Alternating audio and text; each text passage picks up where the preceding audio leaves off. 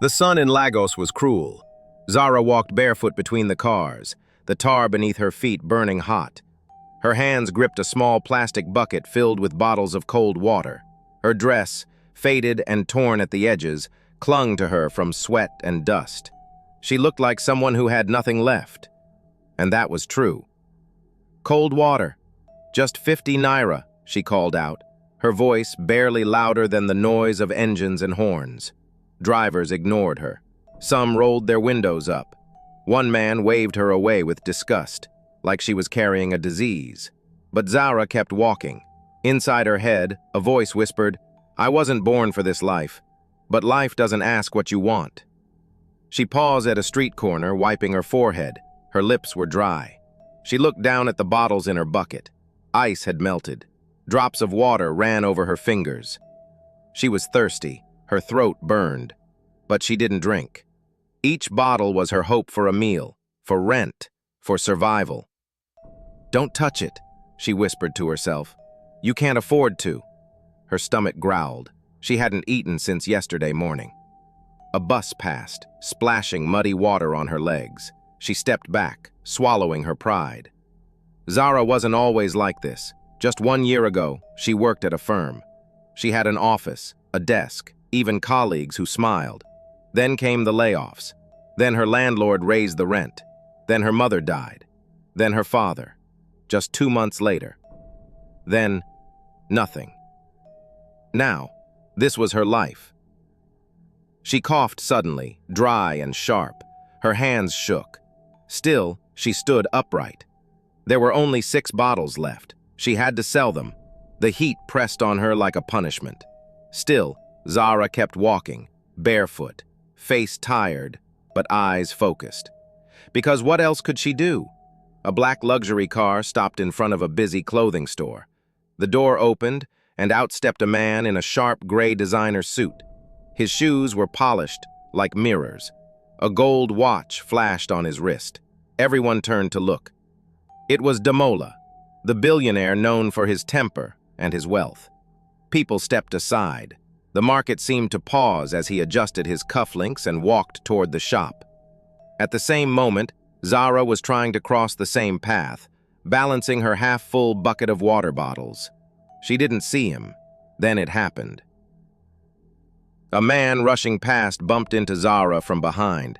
Her bucket slipped. Bottles rolled onto the road, and cold water, all of it, splashed straight onto Damola's suit. Gasps rang out from nearby stalls. Damola froze. He looked down at his soaked clothes. Then he looked up at Zara, a girl in dirty slippers, face pale, hands shaking. "You poor rats," he roared, voice thundering through the market. "You don't even deserve to breathe near people like me." Zara's lips trembled. Her eyes filled with tears. She dropped to her knees, trying to gather the fallen bottles, her hands moving quickly like she was trying to disappear. "I'm sorry. I didn't mean to," she whispered. But Damola didn't care. He turned and stormed back to his car, wiping his suit with a handkerchief. "Disgusting," he muttered. As he climbed into the car, he didn't notice something fall from his inner pocket. His wallet. Thick, black, expensive, now lying quietly on the roadside. The car door slammed. With a screech of tires, Damola was gone. And Zara, still on her knees, noticed the wallet lying there in the dust. Zara stared at the black wallet lying in the dust. For a long moment, she didn't move. Then slowly, with shaky fingers, she picked it up. It felt heavy in her hand. She opened it, eyes wide. Crisp dollar notes, neatly stacked. More money than she had seen in her entire life, and gold cards, so many cards. Business cards, identity cards, credit cards. She held her breath. Her fingers brushed across the thick bundles of cash. "One note," she whispered, "could feed me for a whole week." Her stomach grumbled as if agreeing. She looked around. No one had seen her pick it up. No cameras, no guards, no Damola. It would be so easy to walk away, so easy. Her legs moved on their own as she left the market, clutching the wallet tightly to her chest. Her heart pounded like a drum. A small voice inside whispered, "It's yours now. You deserve this. Life has been cruel." But another voice said, "It's not yours. You know that." Back in her small one-room home, Zara sat on the floor and opened the wallet again. She pulled out a business card. There it was, the man's name, a full address, a company number, everything. She stared at the money. She cried, not just from hunger, but from the weight of the choice. That night, Zara didn't sleep. She sat with the wallet in her lap, rocking slowly, tears soaking her clothes.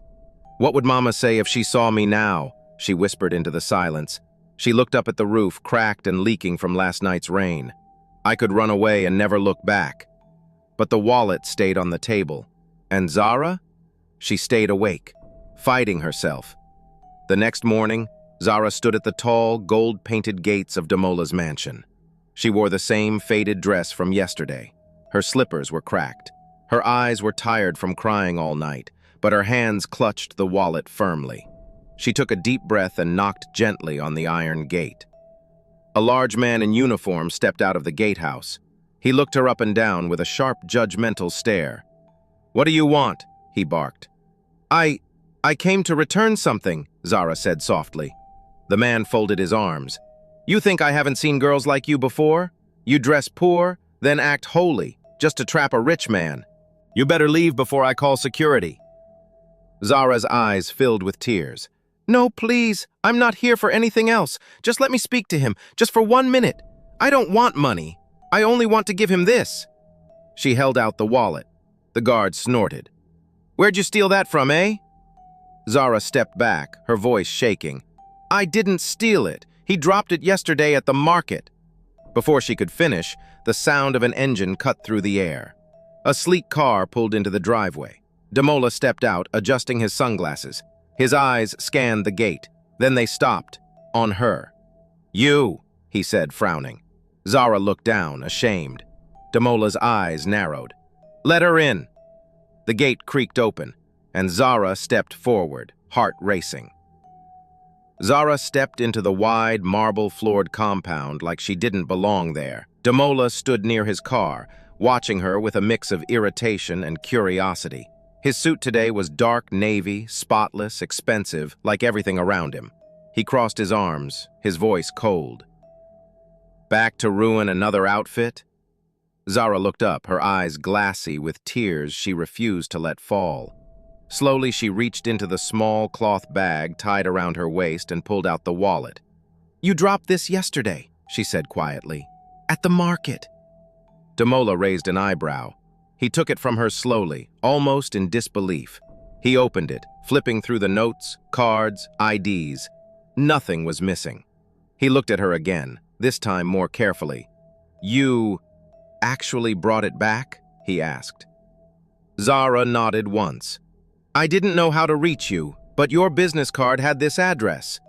He stared at her, stunned. "Do you know how much is in here? People around me steal even after I pay them. And you sleep on the street yet return this?" She didn't respond. Her fingers were curled tightly around her bag strap. Damola reached into the wallet and pulled out a wad of cash. "Take it," he said. "You saved my business cards. My whole company would have suffered if I lost them." Zara shook her head. "I didn't do it for a reward." He blinked. "What?" "I just wanted to do the right thing," she said, voice firm now. Then she turned and walked away, leaving the money, the mansion, and the man staring after her completely speechless. The next morning, Damola sat in the back of his car, staring out the tinted window.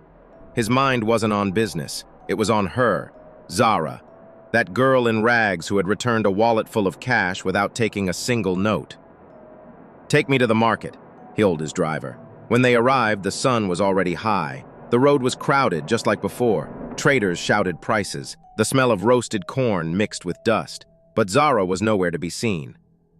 Damola stepped out, ignoring the stares. He walked slowly past the stalls, eyes scanning for her faded dress, her tired face. Nothing. He approached a small shop with plastic buckets and soap on display. "Excuse me," he said to the old woman sitting by the door. "Do you know the girl who sells cold water here?" The woman looked at him carefully. "You mean Zara?" He nodded. Yes. Where is she today? The woman sighed and shook her head. She won't be coming back. Damola frowned. Why not? She was thrown out this morning. The landlord said she hadn't paid rent in months, packed her things and left her outside like she was trash.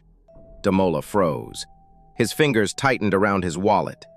She's homeless now? He asked quietly. The woman nodded. She was sitting beside her things down by the blue gate. Looked like she hadn't eaten either. Damola stepped back, shaken. How can someone so honest be treated like this? He whispered. He turned quickly, got back into the car.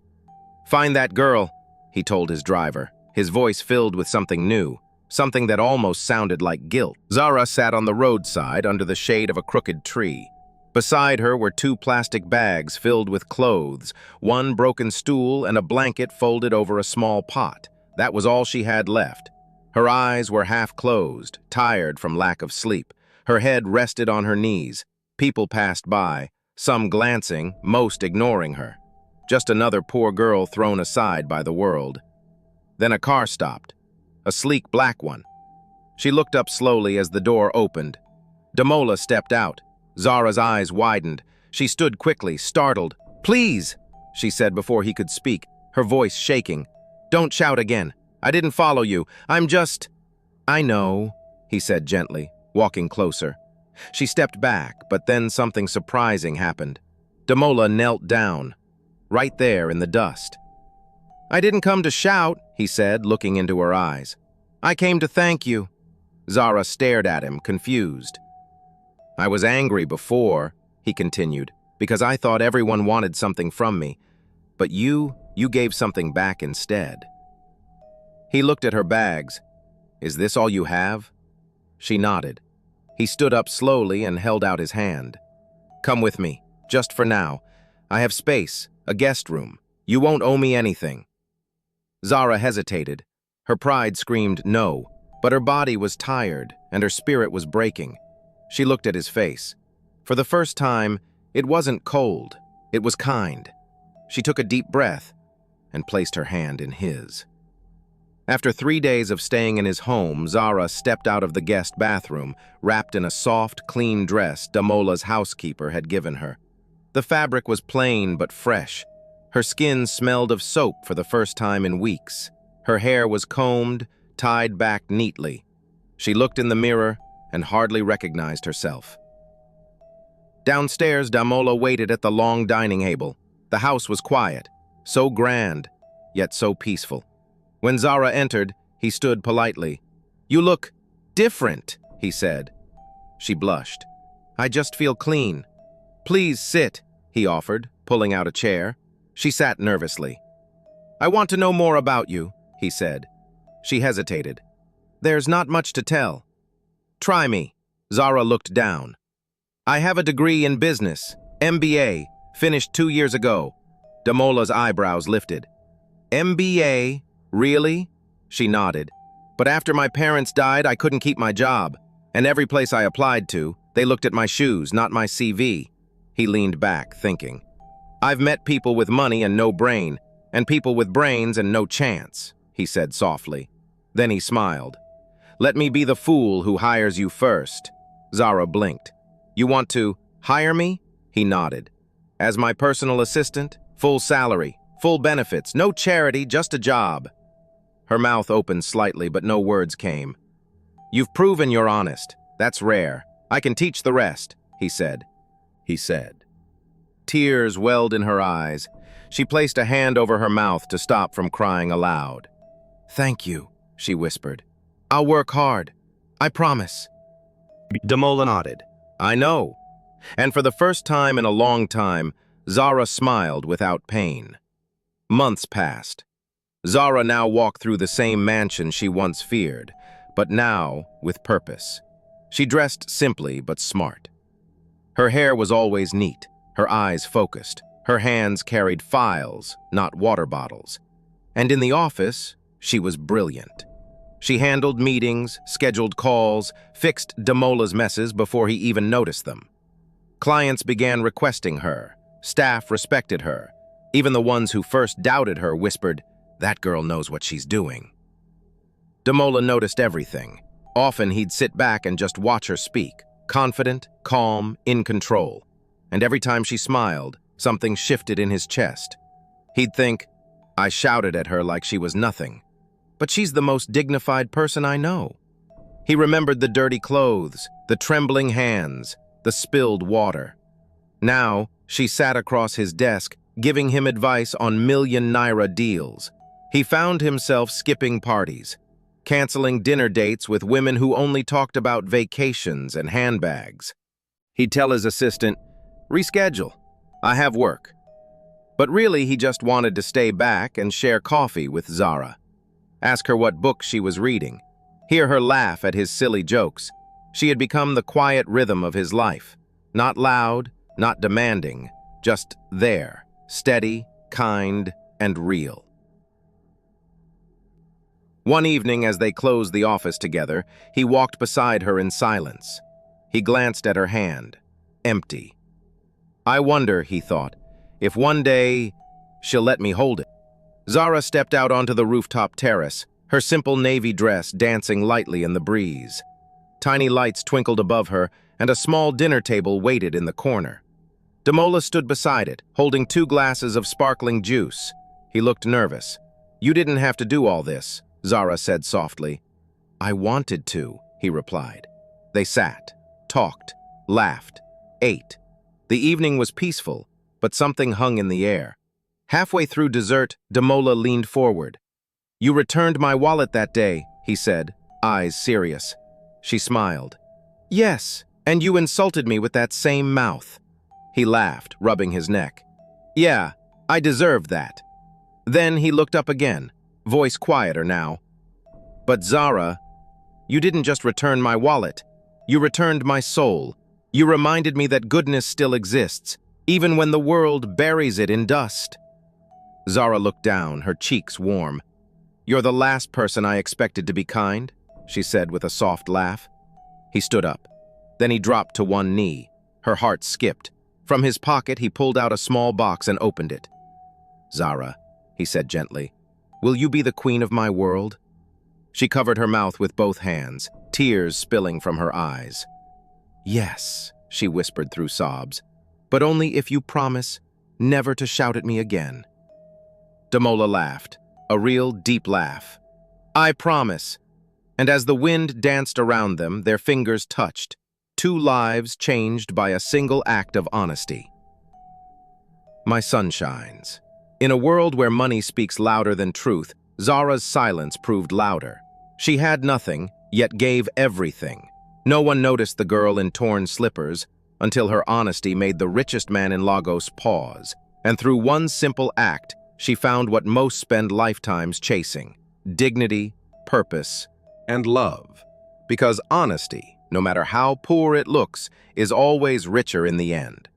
So tell me, my besties, if you could have a chance to show kindness, would you have chosen to be honest or keep the money?